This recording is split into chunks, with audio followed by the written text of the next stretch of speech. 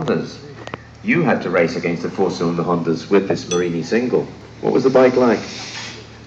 Yeah, it was a very, very good bike, and I think it's very easy to riding because it's only one cylinder, there's not so many horsepower, and at that time I think it's about 40 horsepower. Not bad for a 250 single. Yeah, single. And the first year with senior race, it's like professional. I raced with Tarquinio Provini because he from Morini he changed. He go with Benelli, Moto Benelli, 4-cylinder. But you know, at that time I like to push because I like to win. So and I win the Italian champion with Tarquinio Provini, and yeah, yeah. And but you know I'm a little younger than him, so I take a risk more than him. But you also raced in Grand Prix a couple of times and finished fourth against the Hondas and already the Yamaha 250 twins. But this was enough to get you noticed by a very important man, Count Augusta. How did your interview for racing for MV Agusta go? Oh. Yeah, because Mr. Magni from MV Agusta called me and said, "Oh, you like to race for MV Agusta?" I said, "Oh, you know, MV Agusta is a big company." And I go to Mr. Morini. I say, "Okay, I like to change because I want to race in the world champion, and I have the offer from MV Agusta." And Mr. Morini come in the morning because normally he go to the office at 11 o'clock. But that time he come at 9 o'clock at the office, and I be there, and I say, "Ago, this is the contract, and you put the amount." And I say, "Oh, maybe now the money coming." But I say, "No, I don't care about the money. I want a good bike. I want to race in the Grand Prix." So and I decide to change with Morini. With MV Agusta, and I have appointment one day at 4 o'clock in the afternoon. So I go to Cascina Costa and I park in my car, and I go to the office, and the secretary say, "Please, Mr. Agostini waiting because the Conte Agusta is busy." Okay, it's 4:30. I say, "What happened?" They say, "Yes, waiting because Conte Agusta is busy." Okay, 5:30. Say, "Sorry, waiting." Okay, 7 o'clock. Say, "You must waiting." "Yeah, but I'm tired now. It's not all day here." Say, "Yeah, but please, the Conte Agusta is busy." And so it's 9 o'clock in the evening. "You must waiting." I say, "Oh, no eating, I'm hungry." I say, "What I do?" I say, "No." And 10:30, he received me. He said, "Okay, going." I go inside office, all dark. And the Conte Agusta is in the, like when you go to the school, the pool of light. Yes, I know. And I say, "Good evening, Mr. Conte." He looked at me and say, "What do you want?" It's 5 hours I'm waiting. and Mr. Magni called me and said, "I want to race with your bike," I say. And he said, "I think you're not able to race with my bike." And I said, "But maybe I make a mistake. I come for walking." And but I understand after he liked to joking. Yeah, because I said, Mr. Magni called me. I waiting 5 hours, and the Conte see what I want. I said, but anyway, after I said, "Okay," he said, "Mr. Magni, tomorrow you book the Monza track, and you go to test, but you test only in the straight line, only in the front of the start line." And okay, what he do? He put the Birilli, and I go like this. And I'm Italian champion already in that time. But again I say, "Okay," because I want to race with MV Agusta, and after I understand he's joking for Conte Agusta, he want to prove me. And after this, I have a very nice time with it was the start of a beautiful friendship. Very hard to go in, but after it's okay. Well, you repaid his confidence in you by winning your very first Grand Prix race for MV Agusta in Nürburgring. Yeah, because Conte Augusta said, I want one Italian rider to develop him in the three-cylinder. And at that time I am ready. So I prepared the bike like my style, like my size and everything. And of course I must beat Mike Elwood. And I think everybody know Mike Elwood was very, very fast. And but I'm lucky because the three-cylinder, I prepared the three-cylinder, so I know better than Mike. And so in Nürburgring, I win the 350, my first race, but Mike beat me in 500. However, you nearly won the championship that year against Jim Redman and the four-cylinder Honda. Came right down to the very last race, didn't it?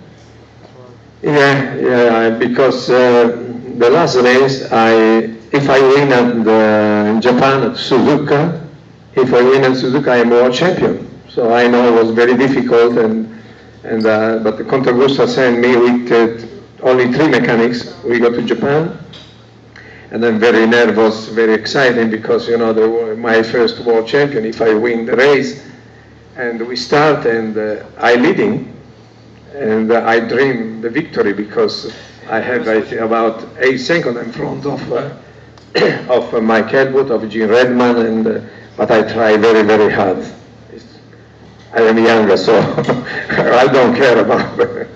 And but before the end, I think it's about 6 or 7 laps, and the engine start to misfire. And so I must the engine goes slow, very slow, and I lost the race.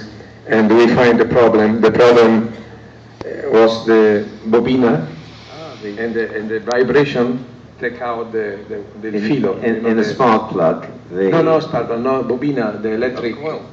Yeah, in the coil. Yeah.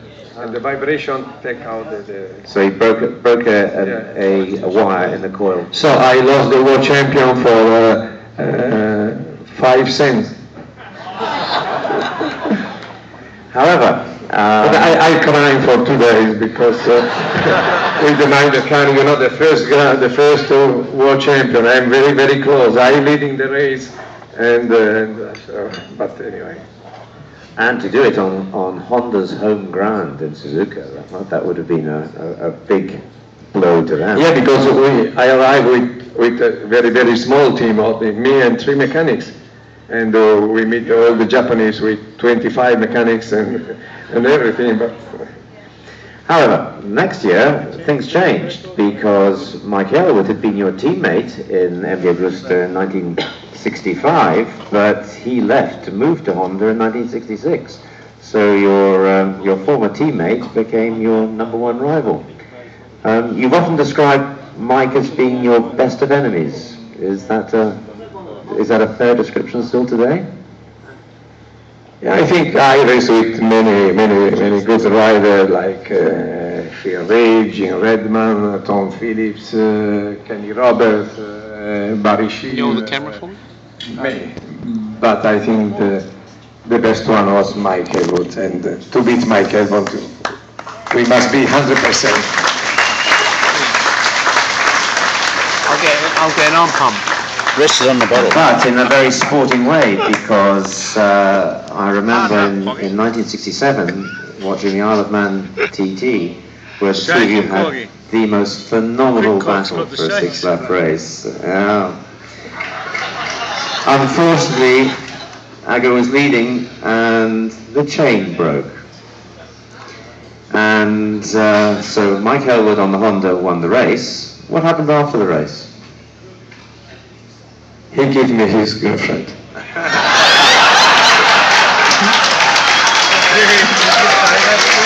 Very gentleman. He see me crying and say, okay, I go come with me tonight and I make you happy.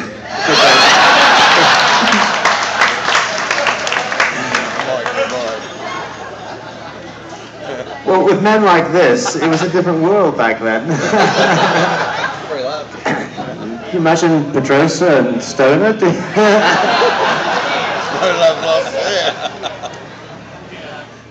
Now, at this time you were racing a 3-cylinder MV and originally the 4-cylinder 500, the 3-cylinder 350. But then you made a small 500 version of the 3-cylinder. I think it was 420cc, something like that. Yeah.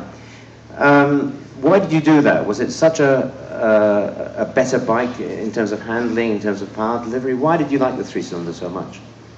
Yeah, because it's a light, and some small circuit is more easy than because we tried 420 and 500 also, but and the start the 500 was a little difficult. Also, the engine is not so smooth, so I prefer the 420.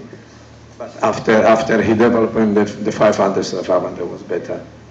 But the Honda was always faster in a straight line, the 500 Honda 4-cylinder, but didn't handle so well, did it?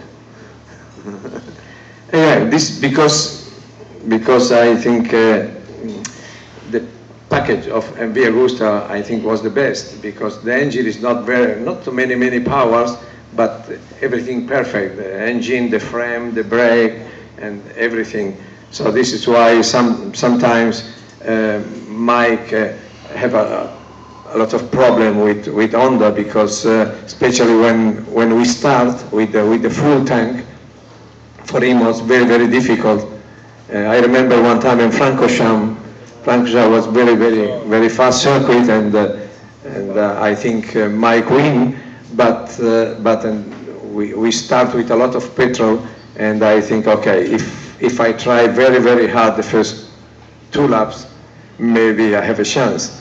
So I start and I go and Mike just like this for 1 lap, and after when I take maybe 3 or 4 seconds, when Mike come to the start line, just he close the throttle and say fanculo.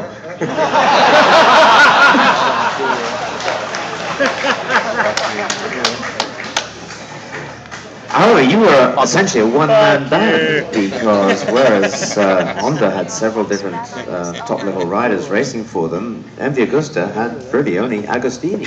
You had a succession of teammates who were the Italian, in some cases Italian champions, but the whole concentration of the MV Agusta team was towards you. So the bikes were tailored to suit you, weren't they? Yeah, because also I live very close from Cascina Costa, from MV Agusta, so every 2 or 3 days I be there and I check, and of course the bike, what I said before, I prepare the bike like my style and what I mean, and size of the bike and everything, and also MV Agusta people trust me very much, so. Because I like to prepare the bike, I like to check everything. And example, okay, we talk about Mike. Mike, if you give the bike and just go, and he don't understand what if it's good or not. Just he open and go.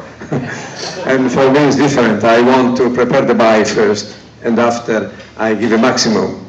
Mike don't care about, just give the bike and he go. So you were really the forerunner of today's breed of Grand Prix races, where you have to spend so much time testing on setup, on the electronics, and on getting the actual final setup of the bike right before you can go and actually win races on it. Because always before we left from Italy, go to the Grand Prix, always the day before, I be in Cascina Costa, and because Cascina Costa, the factory is very close to Malpensa airport, and so we ask to airport to give the long straight just to try, and I try the bike because before we go to the Grand Prix, so because the three-cylinder was very good engine and so, but it's not so easy. Eh? No. Not easy engine. And you must know everything. And if anybody who's read the race program, you try maybe the three-cylinder, so you know. And I can truthfully say he's right. It's not easy. I think I'm quite an experienced rider, not obviously at Ago's level, but I found it a hard bike to ride. Extremely satisfying, but difficult. But one day with Kenny Roberts, we in France for the demonstration. I say, okay, Kenny. If you like, you try my three-cylinder. He said, very nice, good, I like to try. And he tried the bike, and after 2 laps or 3 laps, he started saying, fucking bike. I don't want to try anymore this bike. But it's not true, it's not fucking bike, it's good bike. Well, something like 14 world championships say it wasn't. But in the end of 1967, Honda pulled out of Grand Prix racing. So that really only left MV Agusta and Giacomo Agostini as the top-level contenders in the 350 and 500cc class. Was that red one? You won successive world championships for the next 5 years. Did you feel that this was kind of cheap championships in the sense that the bikes were so much better than the single-cylinder and twin-cylinder competition? It must be very frustrating as a rider. Yeah, of course, my bike was very fast, but also, you know, for the long career, you have sometimes a nice, easy race and sometimes difficult race. Sometimes I must beat records. Sometimes some other good rider beat me, but of course. What I say in the long career, you have maybe 1, 2, 3 years, maybe 1 year go very easy, another year difficult. You know, it's when example the Yamaha coming with the 500 two-stroke, very good bike and very fast. So it's very difficult, and I try to stay with Saarinen. But I see that the two-stroke was very fast at that time, and a few times I crashed because I tried to brake too late, and sometimes yes, but to be fair to you though,